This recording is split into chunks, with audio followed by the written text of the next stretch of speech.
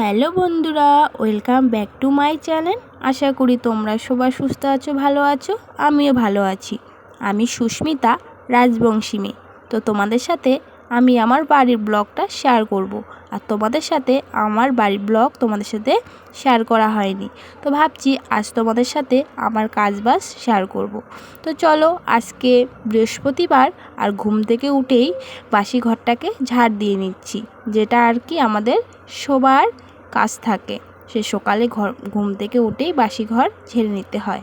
তো আজ বৃহস্পতিবার, তো ঘর দোর তো মুছতেই হবে, আর ঘরটা ঝাড় দিয়েই ঘরটা আর কি মুছে নেব। এদিকে বরমশাই উঠে পড়েছে, সঙ্গে ছেলে উঠে পড়েছে। তো দেখো, আমার ঘর ঝাড়াটা হয়ে গেল। তারপরে এদিকে আমার কাজ আছে, যেটা আমি রোজই করি সকালে। তো এদিকে দেখো, আমি আমার ওয়েটটাকে মাপবো। তার আগে ছেলেকে বলছি তোমার ওয়েটটা মেপে নাও। তো এদিকে ছেলে আবার হাতে মগ নিয়ে বলছে আমি এখন ওয়েট মাপবো। আর ও মগ নিয়েছে কারণ ও এখন ব্রাশ করবে, আর ওর বাবা বাইরে ওয়েট করছে।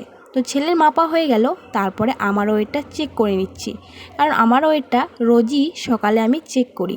তো ওয়েটটা ঠিকই আছে, কিন্তু একটু বেড়ে গেছে, কারণ কালকে রাতে মাটন দিয়ে ভাত খেয়েছি। আর একটু ভালো মতো খেলেই মনে হয় ওয়েটটা বেড়ে যায়। তো যাই হোক, ডায়েট কন্ট্রোল করলে ওয়েটটা আবার ঠিক হয়ে যাবে।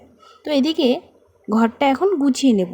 আর এদিকে বর ব্রাশ করছে, ঘরে আসছে বারবার। তো ছেলেও একটু দুষ্টুমি করছে, আর আমার কাজ তো আমাকে করতেই হবে। তো আজকে ওয়েটটা মাপলাম, সে ঠিক আছে, কিন্তু একটু বেড়ে যাওয়ার কারণেই মনটা ভীষণ খারাপ লাগছে।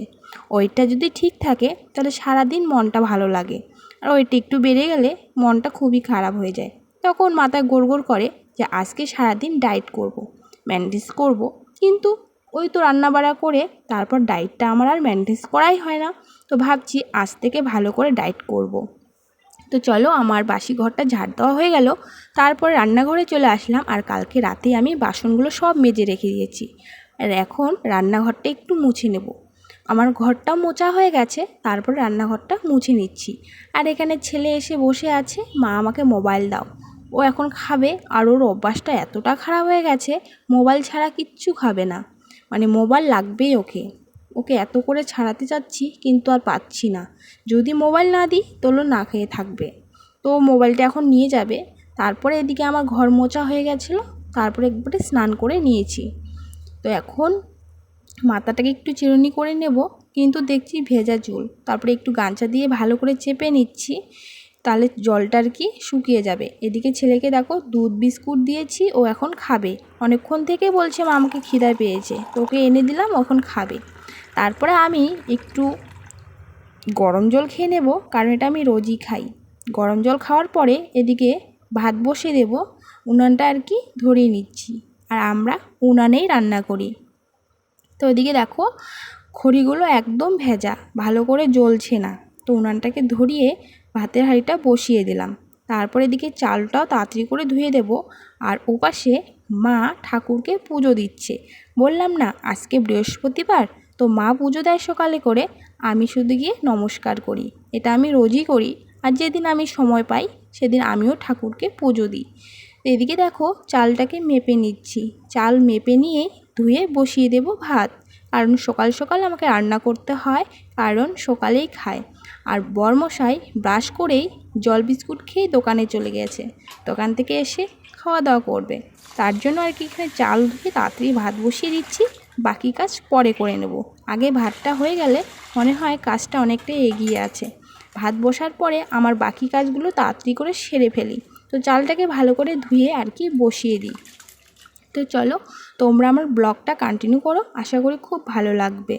তো দেখো, এদিকে আমি চালটাকে ধুয়ে একবারে ভাতে বসিয়ে দিলাম। তারপরে চলে যাব ঠাকুরকে নমস্কার করতে। তো দেখো, মা আজকে পুজো দিয়ে দিয়েছে, আর এখানে আমাদের লক্ষ্মী ঠাকুরের ঘর আছে। তো ওখানে মা ফলমূল দিয়ে লক্ষ্মী ঠাকুরকে পুজো দিয়েছে। আর এদিকে শিব ঠাকুর আছে, কালী ঠাকুর আছে। আমাদের কিন্তু ঘট পুজোই করি, ঠিক আছে। তো আমি আর কি নমস্কার করে নিলাম।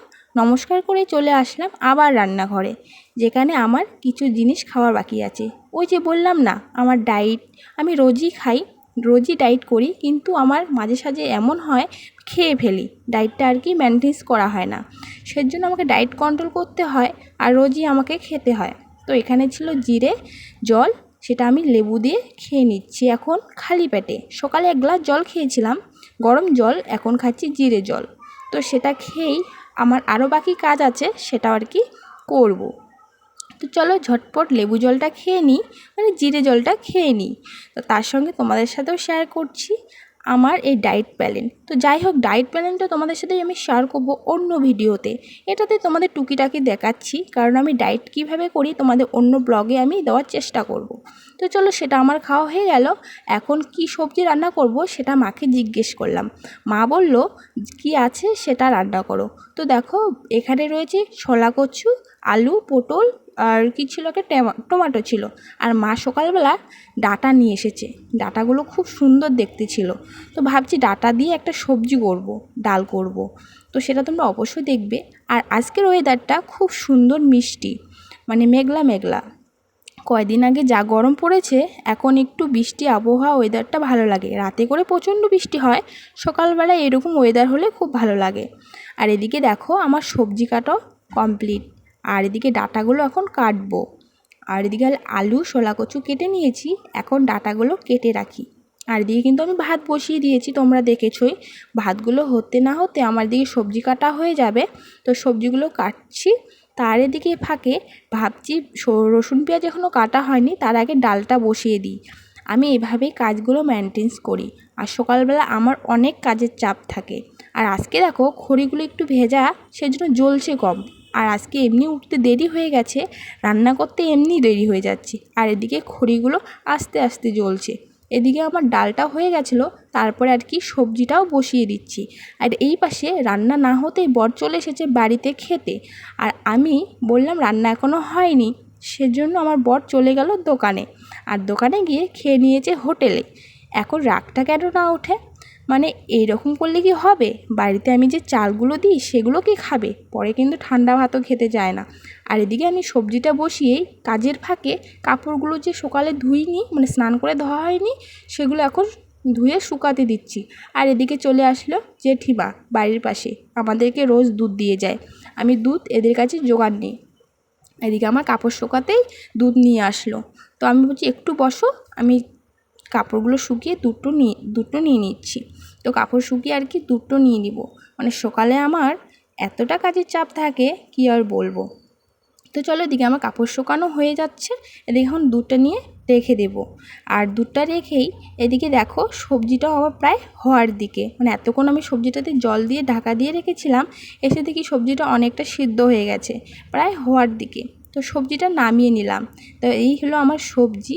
আজকে একদম নর্মাল রান্না করেছি, ডাল আর সবজি। তো এটাই রান্না করে নিলাম।